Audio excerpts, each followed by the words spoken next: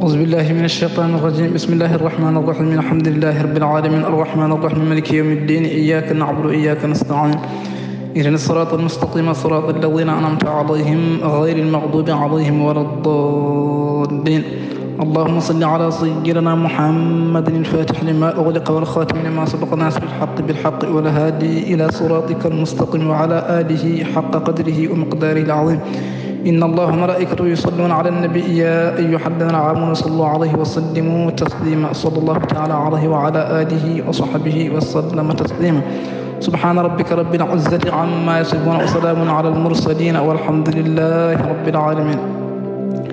bandiraɓe julɓe en mbiyon assalamu aleykum wa rahmatullahi taala wa barakatuhu. min calmini on min juuri mon min ñagani mon Allah moƴƴere. en calmi jinnaɗo men ceerno men cheikh ahmed tidiane alpha mouhamadou souleymani ba ɗo e leegal meɗen moderne eɗen jooɗi ɗo eɗen kuccidiri e makko. ceerno min calmi minen foof min juurimama min ñaganimama Allah judde balɗe e moƴƴude battane nde Allah keto rokkatama rontinde ɓesguma ngu uggiri e gurdama taw aɗa daara bi hurmati rasul. eɗen gone fergo annabi en yaare ujunere e temedde nayyi e capanɗe nayyi e nayyi. eɗen gone kadi ñalawma meɗen alkamis kilowru meɗen yawde mi yawa en yaare balɗe mon mi yawa en yaare balɗe nogas e joyyi. assalamu aleykum wa rahmatullahi taala wa aleykum salam wa rahmatullahi taala wa barakatuh. mi salmitimama en tant goto ko calminɗa ko mi salmini dendagal julɗo mon wi ashhadu an la ilaha illa allah wahdahu la sharika lahu wa ashhadu anna muhammadan abduhu wa rasuluhu. wona mi salmitima dendagal mu en wi ashhadu an la ilaha illa allah wahdahu la sharika lahu wa ashhadu anna muhammadan abduhu wa rasuluhu. ko dendagal julɗo mu en wi ashhadu an la ilaha illa allah wahdahu la sharika lahu wa ashhadu anna muhammadan abduhu wa rasuluhu. no refti noon dendagal windere nde noon no fotiri yo moƴƴere Allah huftidinde yo moƴƴere Allah huftidinde aduna o. heefereɓe e julɓe e fof kala ɗo wawi wonde yo Allah addan goto hen fof moƴƴere e deyre. so julɓe ndeeƴani heefereɓe ndeeƴata so heefereɓe ndeeƴani jaam dañaka taw. yo Allah hokku en noon fof deejde fof deeƴa banggue ɗiɗo fof. joni kam so tawi ko écran e riisi poɗodiranno warde pittale ɓe jii ko ɓuuri sasede woyde bamboji dow misilaji dow. ya'lamu ma yaliju fil ardi wa ma yakhruju minha wa ma yanzilu minas samai wa ma ya'ruju fiha. Allah ɓuuri ɗum. Allah kañum ittata ko less bomboji less mbaɗa ɓe dañani ɗum bomboji. ɓe mbasa halpude ko woni dow ko, ɓe mbasa bonnude courage yimɓe, ɓe mbasa bonnude ɓolli pétrole ɗi. Allah itti ko less ƴewturki ƴewskuki bonande wonde ɗon nde ko boni tan e minute goto walla seconde goto ko riisi ɓamde hawde écran ko faade hande bonande nden bonande. haɗi ɓe dayde so mbiyama yoɓe dañi yoɓe dañi ko Allah jogui doole. yo Allah danden ɗin ɗon boneji, yo Allah suranɓe ɗin ɗon boneji, yo Allah surton ɗin boneji wasa yettade e ɗeɗen ga. en calmini noon dendagal julɓe fof no mbiɗen ni. dendagal ko gonɗo e sohla yo Allah ittan ɗum sohla o. gonnoɗo e goƴa yo Allah ittan ɗum goƴa o. gonɗo e ɗangal yo Allah yettinan ɗum. gonɗo e maadi yo Allah timminan ɗum. mo ala yo Allah rokku ɗum. gonɗo e dewgal yo Allah ñim ɗum e dewgal muɗum. mo ala e dewgal yo Allah hokku ɗum dewgal taw ko moƴƴal moƴƴugal e muɗum. bi jahi nabil mustafa wa alihi wa ashabi. janggowo yo Allah uddit ɗum, yo Allah huccin ɗum e diine, yo Allah feɗɗita ɗum dimude gandal taw ko nafwal kaw kadi ko naftortegal ha tenke onon almuɓe janggoɓe. yo Allah wallu on ko janggoton ko. yo Allah adana on faamu, yo Allah adana on himme, yo Allah adana on faamu, yo Allah adana on himmeji ɗi oɗon ndewara ndeɗo deftere Allah. uste portable moɗon nde e galleji seere moɗon, uste portable moɗon nde e galleji seere moɗon keɗotoɗe ko seere moɗon kalata ko jangguirde on portable ñi hono ɗon deftoroyo coura coupe crédit manque ha ya wuyli moɗon de portable wawa saggidde de.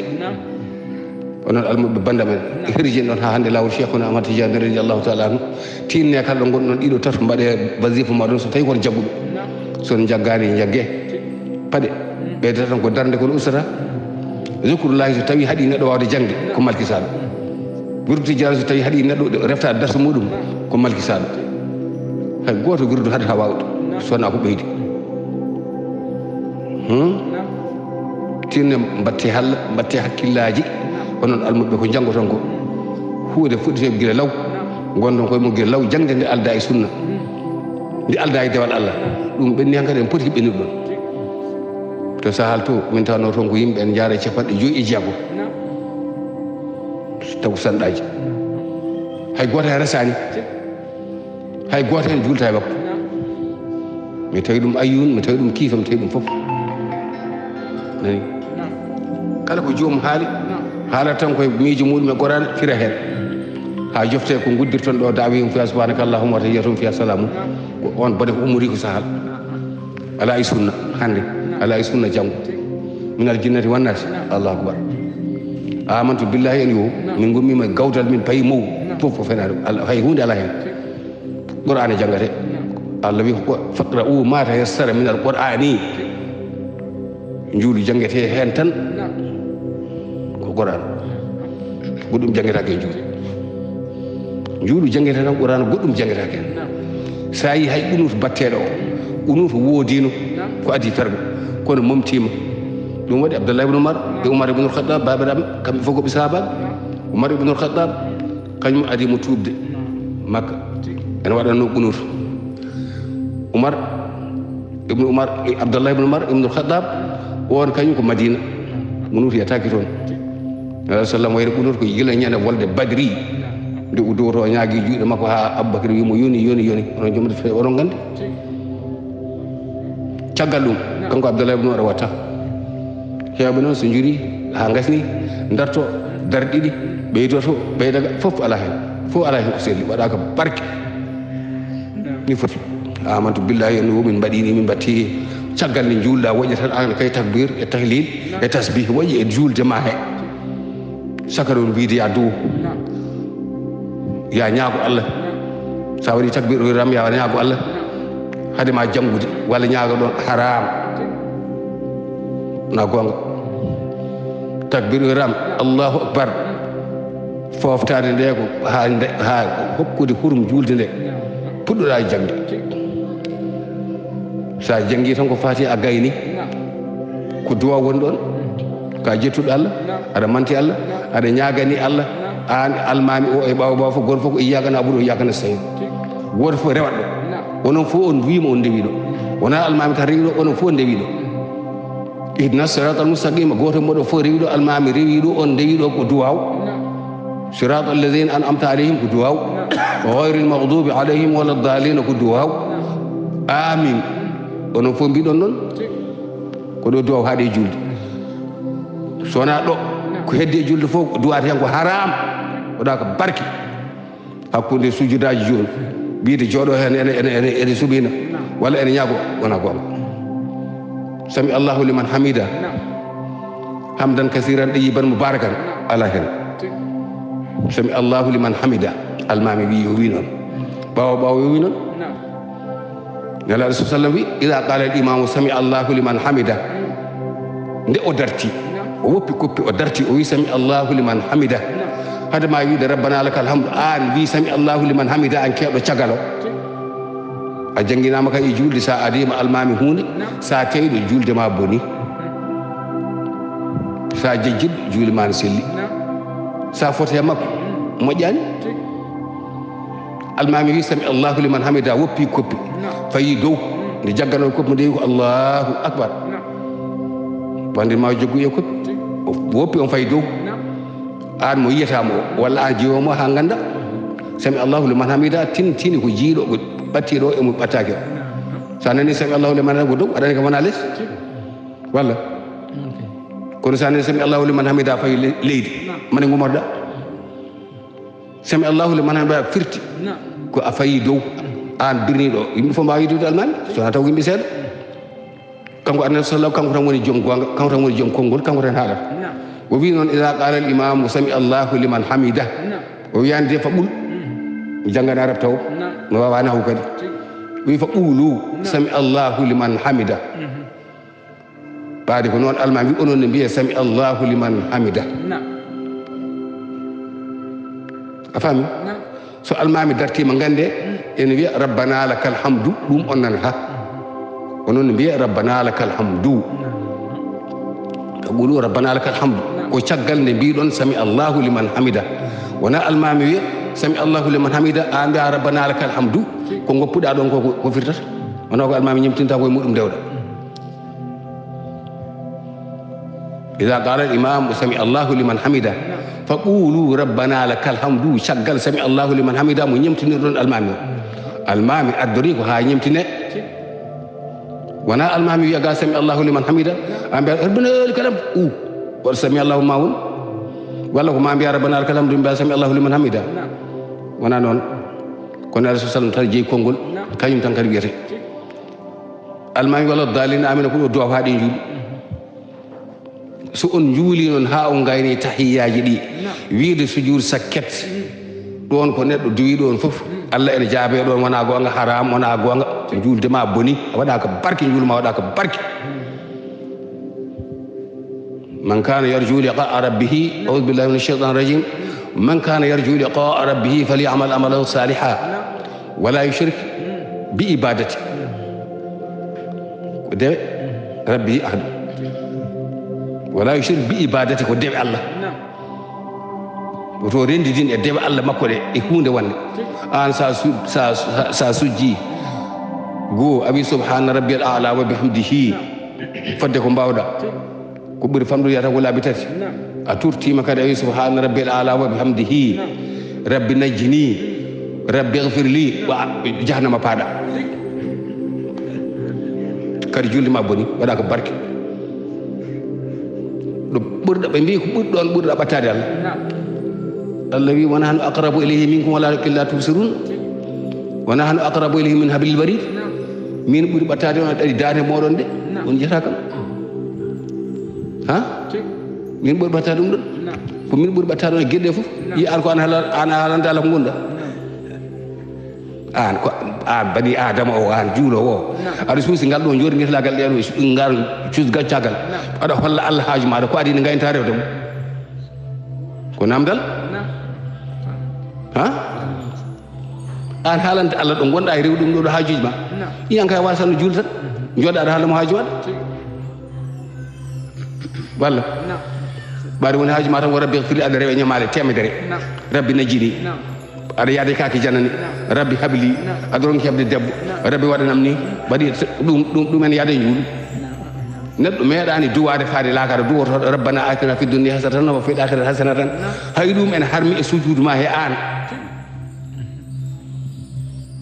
rabbana atina fi dunia hasanatan wa fil akhirati hasanatan ɗo cujjuɗa ɗo ko an ɓuuri andude Allah ko rokkanma e ko waɗantuma ko haram goppe khilafan noon e jolnuɓe hannde musiba bonɗo ko ɓuri bonde hannde e aduna he ko wiiɓe wonde khutbaji juma ene kaani waɗede ɗemgal kala yimɓe natata on pen Allah finni on pen Allah semti on ɗo gonɗon fof ɗon danam nde kala khutbinirɗo ko wona arabiya ko fasiki ko naafigue ko jillowo kala dewɗo on almami kala ɗo woni omo heeɗi dandam nde yo andu kanko dewɗo e almami khutbinirɗo ko wona bil arabiya on juulani aqra'u Allah wi ko faqra'u ma tayassara ala mbiye pular walla wolof walla jolfe walla kala ayi lisani mbaɓɓon pen Allah wi ko faqra'u ma tayassara min alquran kala ko janga e julde ko wona quran karim ko haram kala ko waɗa e khutba ko wona arabiya kono nelaɗo sallam wi sallu kama ra'aytumuni usalli juule no juuɗon mbaɗa julde ni qawlan wa fi'lan wa amala fof tout jangdam nde e jabbudem nde fof mari ni ko on tan jeeyi konngol kono ga juulde wa ma arsalna min rasulillah bilisani qawmihi ko oɗo ay dallinoton o addani on kefragal moɗon e fasikagal moɗon on hubbinoroɓe ko wona arabɓe wa ma arsalna min rasulillah bilisani qawmihi mbete on jejjit wa ma arsalnaka illa kaffatan linnasi hol goppaɗo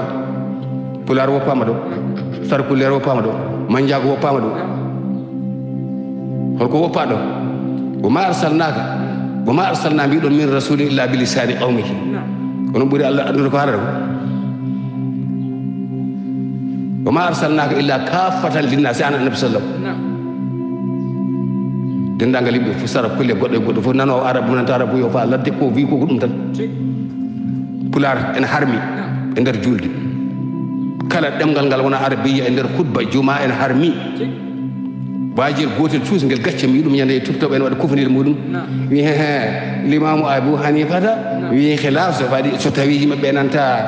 arabe o yo en baasi ala waɗe e ɗemgal ngal ɗo limamu Shafi'i wi so tawi woni darar omo jorata almameɓe hay almami ɓukkel mawri o haali hen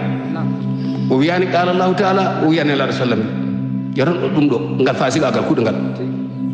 Allah wi fakata umare asar min alquran han bi Abu Hanifata bi Nelaɗo sallam wi sallu kama ra'aytumuni o salli mbiya Imam Ahmad wi ko kamɓe jeeyi walla ko Allah jeeyi ha onon bandiraɓe hal pulaar en arabe joni tan enen mbiya on pulaar mate Abou Jahli en mate ɓe gonno koɓe nani arabe walla Nelaɗo sallam andaɓe nan hani arabe eɓe nana arabe ɓen de ko arabe Nelaɗo sallam no dannoɓe ashhadu an la ilaha illallah muno ɗemgal arab holmo wawa ɗum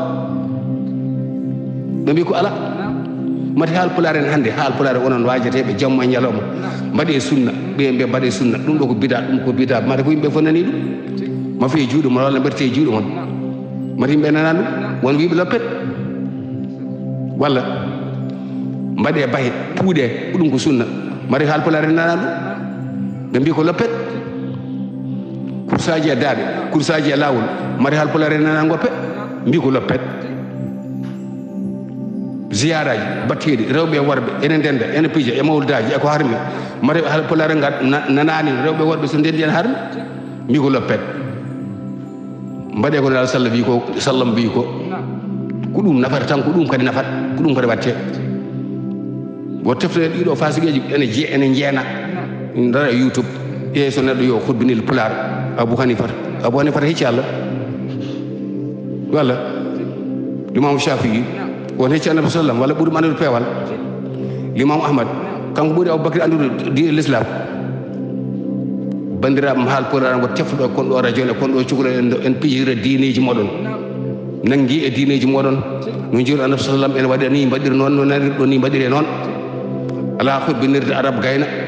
hutba gadano ɗimmo ummo wiya ene firta e ko